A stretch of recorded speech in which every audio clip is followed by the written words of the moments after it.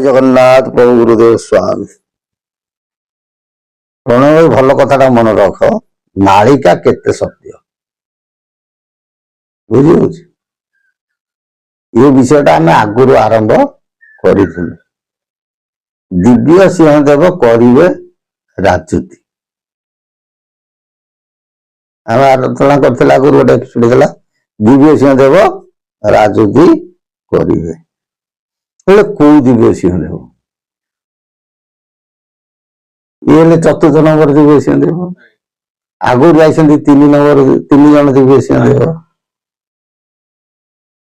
है से 3 जन अच्छा कि आ गोटे कथा मन रखी था महापुरुष गोटे लेखा अच्छी रत्न भट्टर केणुदास डकाई नवजगस्य नागांती परीक्षा करिवो कालिका मुखे नहीं देव है ऊपर पद अच्छी मेल हुई नागेश्वरा जगन्नाथ देवेदरा पौष पूर्णिमा गुरुवार 2टी माता जे तार अनंत ठावर से थी से ठावर गढ़ा हे एम सब लिखाई तो रत्न भट्टर केणुदास आती केणुदास बाबा बहुत दिन देह छाड़ी गले महापुरुष लिखिं केणुदास कौन कर ठाकुर को लेकिन परीक्षा कर कौन नागांती परीक्षा से केणुदास कौटू आसवे रूप भिन्न ही पारे कि आत्मा हूँ भल कथा मन रखी से केणुदास बाबा नहांती रत्न भट्टर केणुदास किंतु से जो आसवे अन्य शरीर आसवे चेतना थी आत्मार चेतना थी सेमती 3 जन दिव्य सिंहदेव गले ये चतुर्थ दिव्य सिंहदेव कौ दिव्य सिंह रजा है ये मुख्य कथा ये कथा तमें विचार कर आम 3टी सूत्र बतेबू गोटे सूत्र तम मैंने कौन कर धर महापुरुष गोटे वाणी अच्छी पटा मड़ाणी शिशु अनंत लिखिं है विराट नगरी महायज्ञ हेब हाड़ी दास बसी थिबो विंशे 30 प्रभु खेल आरंभिबे जही 54 भाव कहले विराट नगर गोटे महायज्ञ हम से हाड़ीदास बसी हाड़ूदास नुह हाड़ीदास जथा हाड़ीदास माध्यम से गोटे यज्ञ हम हाँ कि तुम देख तो जाच बुझ ना चौदुआरे गोटे विराट काय यज्ञ होता बुझी जड़े साधु थे ओडिशा रे बापी भाईना बोली से करथिले महापुरुष वाणी के मिथ्या नुहे कहले विराट नगर महायज्ञ हम से बड़ यज्ञ हम हाड़ीदास बसी हाड़ीदास थे विंशे 30 प्रभु खेल आरंभिबे जही 54 हम 230 माने 50 50 वर्ष प्रभु खेल आरंभ हुए कौ प्रभु कही 4 विष्णु महाविष्णु आदि विष्णु लीलांग विष्णु विष्णु 4 विष्णु भर कौ विष्णु सी है बहुत गूढ़ तत्व जो 50 वर्ष हम से 4 विष्णु भर जनक विष्णु जन विष्णु होते से कौन जही 54 भाव से 54 अंक भोग कर वर्तमान जो गजपति अच्छा तुम देख पुरी जो महाप्रभुଙ୍କର 50 अंक होती 73 मसीह धरीचे ना नहीं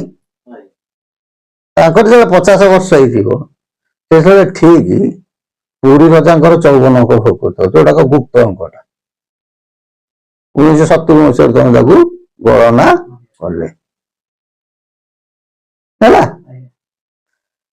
फिर पद कहले दिव्य सिंहदेव करेंगे राजनीति आउ शासन नथिबो कौ दिव्य सिंह कथा कहना 4 जन आपको मिसी चलती ना बोले सी शासन करेंगे तापर आ शासन नथिबो କେବେ ନା 5 7 4 ପୁଣି ମିଶାଇଲେ ଭ୍ରଷ୍ଟାଚାରୀ ବରଯିବ। 5 7 କେ ମିଶି କେତେ ହେଲା 12, 4 ମିଶିଲେ 16। ମାରକଣ୍ଡକ 16 ଅଙ୍କ ବେଳକୁ ଆମର ଇଲେକ୍ସନ ହେଇନଥିଲା? ହଁ କି ନାହିଁ କହୁନ? ସରକାର ପରିବର୍ତ୍ତନ ହେଲେ କିଛି ହେଇନି।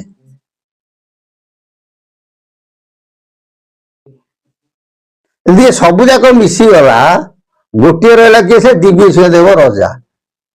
ସେ ଦିବ୍ୟସିଂହ ରଜା କିଏ? ସେ ତମେ ମାନେ ତମ ଜ୍ଞାନ ବଳରେ ତମେ ଧରିବ।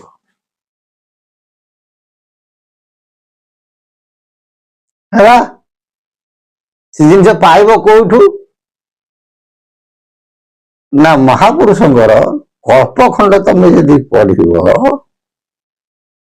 କୋଉ ଦିବ୍ୟସିଂହ ଦେବ ରଜା କରିବେ ତାପରେ ଆଉ ରାଜନୀତି ରହିବ ନାହିଁ, ତମେ ଜାଣିପାରିବ। ସେଇଟା କ୍ୟାମେରା ଆଗରେ ଖୋଲିକି କହିହବ ନାହିଁ।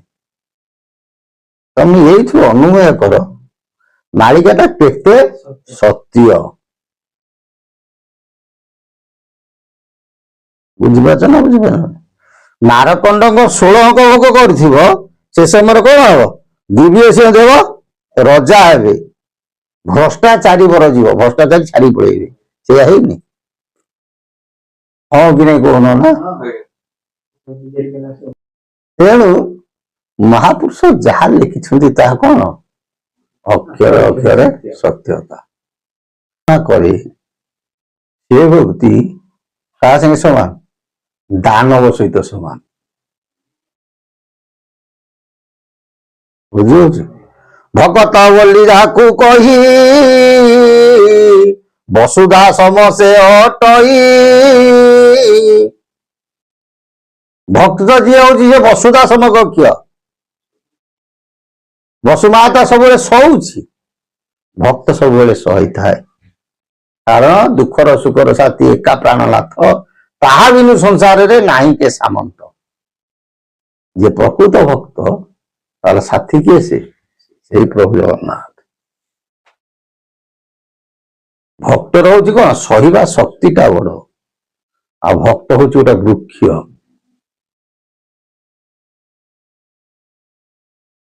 ବୁଝିପାରୁଛ ନା ବୁଝିପାରୁନି? ସେବିତବ୍ୟ ମହାବୃକ୍ଷଂ ଫଳଂ ଛାୟା ସମନ୍ବିତ ଯଦି ଦୈବ୍ୟାତ୍ ଫଳଂ ନାସ୍ତି ଛାୟା କେନ ନିର୍ବାଚ୍ୟତେ। ଗୋଟା ଗଛରେ କଣ ହଉଛି? ଗଛଟାଏ ଲଗଉଛ, ଫଳ ଫୁଲ ଆଶା କରୁଛ, ଠିକ ନା ଭୁଲ? ଗଛରେ ଫଳ ଫଳୁଛି, ଗଛ ଖାଉଛି? ଖାଉଛି କିଏ? ସେ ତମେ ଖାଉଛ। ଗଛରେ ଫଳ ଫଳିଲା ନାହିଁ, ତମେ ଯେତେବେଳେ ତା ପାଖରେ ବସୁଛ ସେ କଣ ଛାଇକାନି ନେଇଯାଉଛି? ତଥାପି କଣ କରୁଛ? ତମେ ତା ଗଛକୁ, ସେ ଡାଳକୁ ତାର ହାଣି ପକଉଛ। ତଥାପି ତମକୁ ଆଲିଙ୍ଗନ କରୁଛି। ନା ନା, ପଥର ପତିକ ଯାଆନ୍ତି ପଥରେ ଆଉ କିଛି ସାମରତ, ବୃକ୍ଷ ସମାନ ହୋଇଅଛି ମୁଁ ହେଜଇ ସିଂହ ସମାତ। ନା ନା, ବୃକ୍ଷ କହୁଛି ପଥର ପଥିକ ଯାଉଛି, ଇଏ ମତେ ଯେତେ ହାଣୁ, ଉଦୁଦିଆ ଖରା ହଉଛି, ମୁଁ ଯଦି ସାମରତ ନ ହେବି, ତାକୁ ନ ରକ୍ଷା କରିବି, ଛାଇ ନଦେବି, ଆଉ ସଂସାରରେ ଦବ କିଏ? ତେଣୁ ଭକ୍ତ ହଉଛି ଏଇ ଭାବି, ଭକ୍ତ ହଉଛି ଏଇ ରୂପାନ୍ତରୀ, ଭକ୍ତ ହଉଛି ଏଇ ବିନର୍ମୀ। ଭକ୍ତର ଭାବ ଏଇ ଭାବ ଥିଲେ, ଭକ୍ତ ଭାବରେ ବନ୍ଧା କିଏ? ସେ ଭାବ ବିରାଇ। ଜୟ ଜଗନ୍ନାଥ। ପ୍ରଭୁଙ୍କ ସଦିଚ୍ଛା ପୂର୍ଣ୍ଣ ହଉ। ବୋଲ ଆନନ୍ଦେ କବା ହରି ବୋଲ।